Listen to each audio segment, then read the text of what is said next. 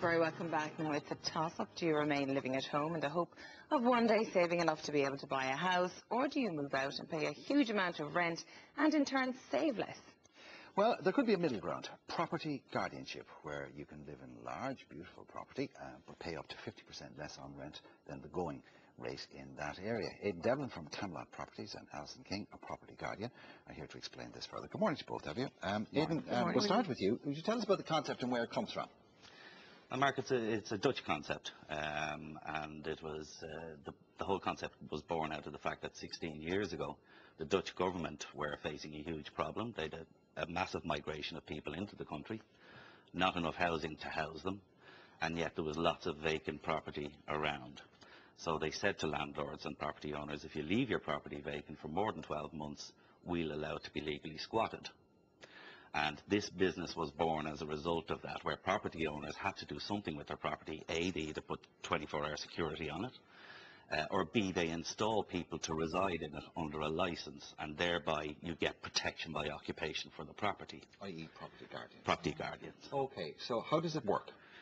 Well, it works on the basis that if you are lucky enough to own, say, a very desirable property anywhere in the country, and for whatever reason it's going to be vacant, we will install people to reside in that property, subject to it being passing health and safety checks on our part, to reside in there and protected by virtue of the fact that it is occupied. So if you have period decorations and period fireplaces, etc., and furnishings, and you don't want to take them out, our guardians can protect them then by living there. What sort of people are looking for this service? I mean, I would imagine it's more the high end of the market now rather than your three beds that be in the middle of forever, like. Well, we've a mix of everybody, Elaine. We have property owners who have former public houses, which are currently have guardians in. We have period properties. We have predominantly houses, but our business model across Holland and Belgium and the UK is basically 40% commercial and 60% residential properties. And I suppose the plus side for renters, like I myself have been renting for 13 years, It's expensive business, particularly in this particular climate. So what sort of reduction in rent will the property guardian Anywhere get? between 40 and 60% of the going rate in the area. Okay, let's bring Alison in, because you do it. So give us an idea of the practicalities of it. Was there a fairly thorough vetting process? Yes, I met up with Keith, who's the manager of the property we're residing in, and there is vetting. He checks references, a 5-year reference from someone who knows you but not a relation, also a reference from an employee or your employer, and checking bank statements, and also do you need to have a job? utility bill. Do you need to be in full-time employment, or to have some form of income? Yes. Okay. He would have questioned me about that. So are you asked to jump through more hoops for this than, say, you would be to rent a normal apartment? Yes, I think because it's important they check a reference. They need to know that you're responsible. The ability to be a guardian is, taking on that extra responsibility than just actually taking on accommodation that you're renting. So yes, they do check the references thoroughly, I do believe. How restricting is it for you, Alison? I know it's different. You have to provide the furnishings, I believe. Yes. No parties. It's not like this is your place and you have the rights, and it's not like a landlord-tenant relationship. How restricting is it for you in that particular? Is the cut in rent worth it for what you're getting? For me, it is. Like, I really just wanted somewhere where I could paint, relax. Got a lot of photography equipment, so the space is perfect. The trade-off on having parties and a lot of guests over, for me, it's worth it, and I get to save. And you can go to their house and wreck their garden. Yeah. Not even that. Does it still feel like home? Because I know if you're renting an apartment completely out, you have rights. It's your home. Your landlord can't come in without notice, etc. and so forth. There's a long period of notice if your landlord wants you out, or vice versa. But that right does not exist in this particular state. What can the person who owns the property can do? Can they have these? They pop in and out as they please if they're in the country? What way does that work? The way it works, Elaine, is that every 4th week, Camelot Property Management will inspect the property anyway, just to make sure that there's no issues with it and that the guardians are living in accordance with their licence. And really, all we ask them to do is assume normal householder responsibilities. Keep the property neat and clean and tidy, no wild parties, amicably share with the people who are in the property with you, and respect your neighbours. They're the fundamentals of the licence that you sign. Behave like a decent human being. Yeah. Absolutely. There's no rocket science in it, Mark, to be perfectly honest with you. In return, we will install them at a rental between 40 and 60% of the market rate in the area. The downside, if there is a downside, is that with 4 weeks' notice, Camelot can ask the Guardian to vacate the property, and the Guardian is legally obliged to do so. Okay, but we guarantee a minimum of 3 months in the property. Now, in relation to the owner having access, of course the owner has to have access. That's the reason why we ask the Guardians to keep the property neat and clean and tidy. Because if at some point along the way the owner might want a surveyor or a builder or an architect to visit the property, they don't want to be going into a property that's filthy dirty. It stands to reason. But if the owner is back in Dublin for the weekend and there's a spare bedroom, can the owner come back and stay in it? No, that doesn't work that way. No, it doesn't work like that.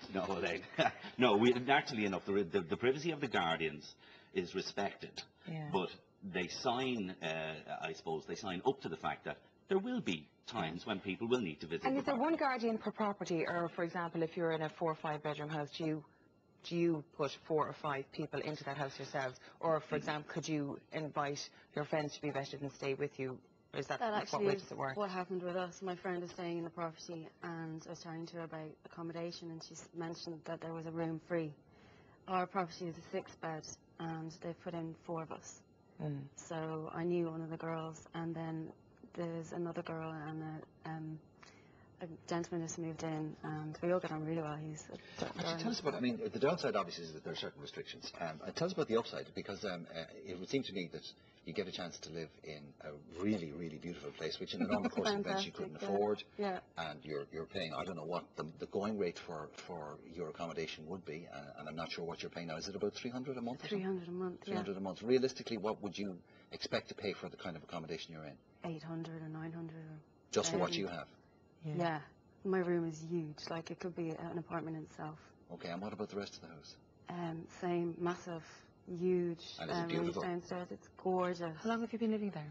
I'm there a month now almost. So, and how long is your license?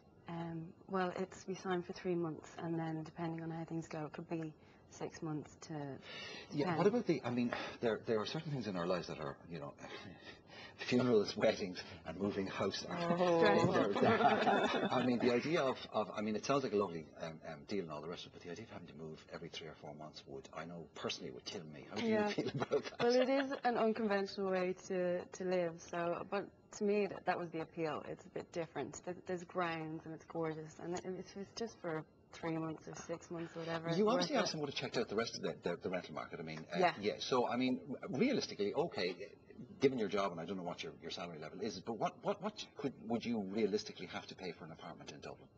Well, I needed something large because I've got so many art materials and photography. But for the size I needed for what I have, it was like 700 to 800. Like, I can't live with small. Believe me, I know.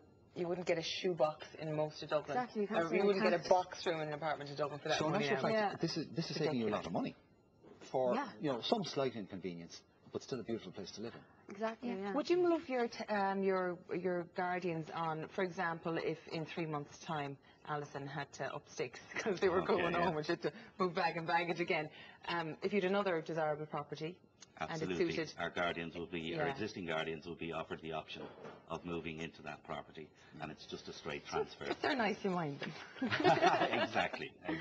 Well, it sounds like a wonderful idea. I know I think Sunday Tribune did a piece on you recently, and you got a huge level of interest and upsurge in interest. Absolutely, yes. Yeah, we're inundated at the moment with people applying for guardianships, and of course, in fairness, building owners also have actually been on to us to investigate the concept a little bit deeper.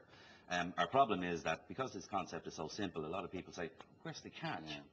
And the fact of the matter is there is no catch. It's actually a very practical solution to what is a problem that we all have in every city in Europe, which is vandalism. If you've got a vacant property, it becomes a target for vandalism. And of course there's insurance benefits and absolutely, problems yes, as well. Well, look, The website, we have the website up on that, and there's an off-quoted statistic that 40% of all the apartments and properties that have been built in Dublin in the last 10 years are vacant. Yes. So have you got enough guardians to go around? We'll have to At the moment, I've got so many guardians and not enough properties, Mark. That's the problem. This might solve that for you. Absolutely. Thank you both very much. Thank you very much for Thank you coming very this much. morning. We'll take a break. We'll see you back here in a few minutes' time.